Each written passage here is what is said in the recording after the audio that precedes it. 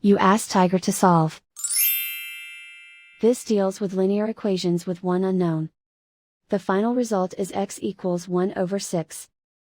Let's solve it step by step. Group all constants on the right side of the equation. Subtract 2/3 from both sides.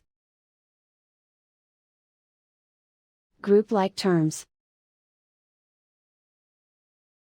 Combine the fractions. Combine the numerators. Reduce the zero numerator. Simplify the arithmetic.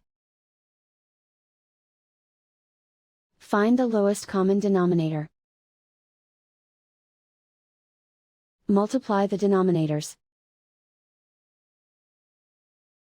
Multiply the numerators. Combine the fractions. Combine the numerators. And so the final result is x equals 1/6.